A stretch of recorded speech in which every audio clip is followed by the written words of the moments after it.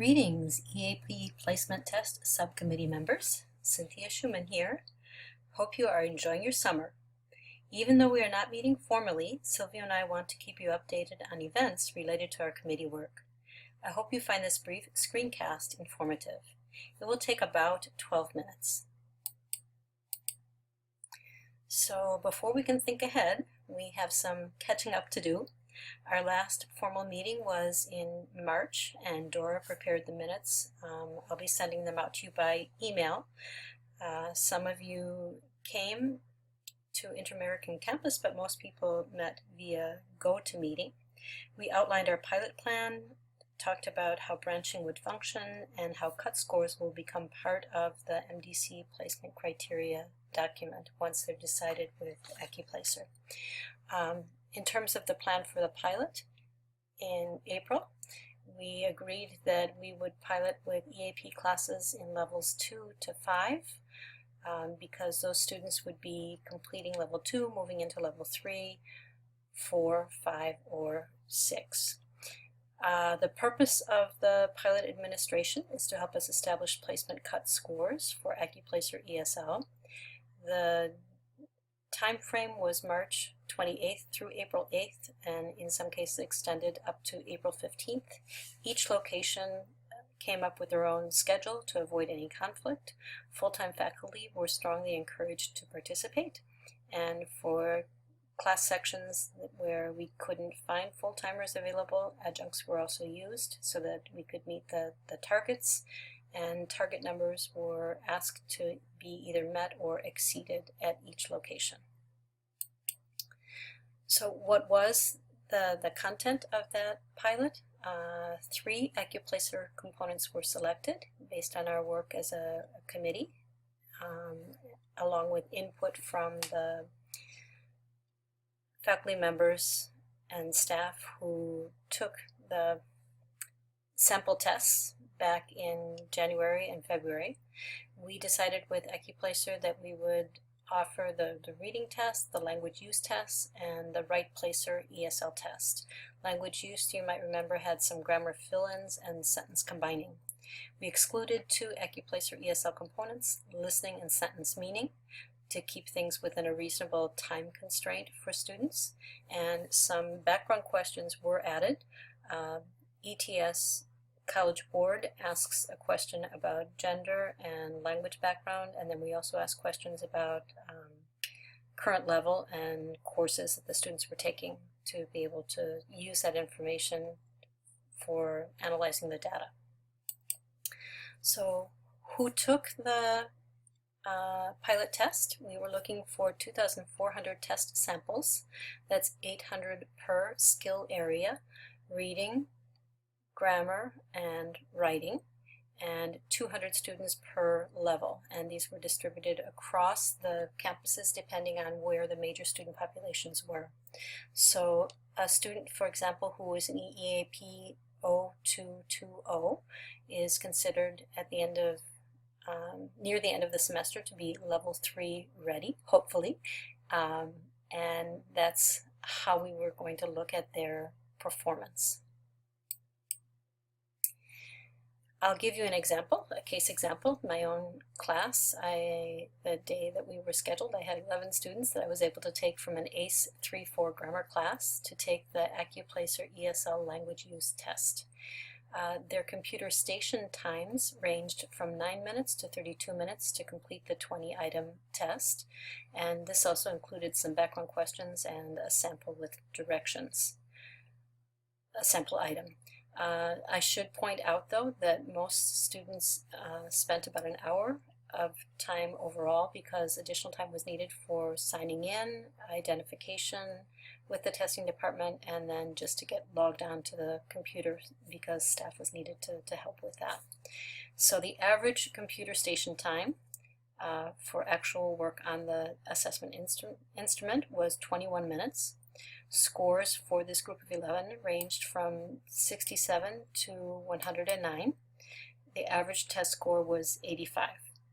And I should point out that with AccuPlacer multiple choice tests, they are scaled scores. It's not a 100% scale, so they can range from 20 to 120 would be the highest possible score. So what could an 85 mean in terms of average for students who are completing level 4 and going into level 5? I found online from the College Board manual descriptors of AccuPlacer ESL scores associated with certain proficiency statements. So for example, they say a student who scored about 55 can choose correct grammatical forms in very controlled situations following basic rules of grammar. They notice subject-verb agreement, pronoun case and form, etc. So their split out is 55, 82, and 100, but as we have noted, they don't do as well discriminating at the lower end, so we'll have a better idea what scores mean when we have a large collection from our own sample.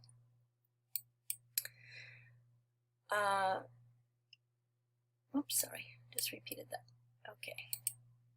Okay, so what's happening with the pilot data that we collected? Lead testing director Dora Mejia Montoya and Silvio Rodriguez are compiling one master file with the student indicator, the test sample result by level to enter, score, and test type. As a follow-up to this, IR is adding to the master file the student course grade results from the end of the spring term. That's why we won't have this information ready until August, because all the data needs to be input and then the statistical tests need to be run. I should point out that students who did not pass a course and achieve level to enter status for the next level would not provide meaningful data for proficiency leveling or cut score projections, so those scores probably will not be part of the data package when we're doing the analysis. In May, Silvio and I gave a presentation at Sunshine State TESOL Conference in West Palm Beach.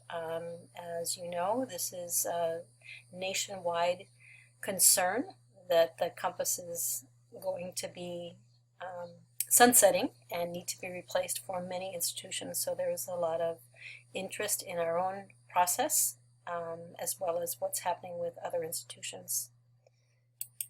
In June, I attended a college board meeting in Washington, D.C. at their headquarters. I was part of a community college assessment work group, so it wasn't focused specifically on ESL.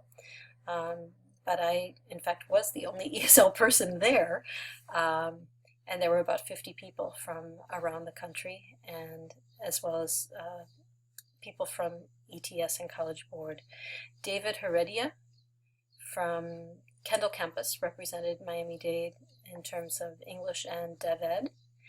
The main discussion points at that meeting were about the newly redesigned SAT, the next generation AccuPlacer in math, which is almost ready to be launched, and then current work on next generation AccuPlacer in reading and writing, and future work for next generation AccuPlacer ESL.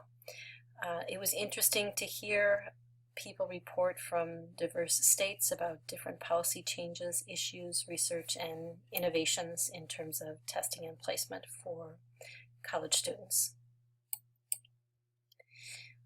July, we are undergoing, or just about completing, the pilot of AccuPlacer ESL for our second round.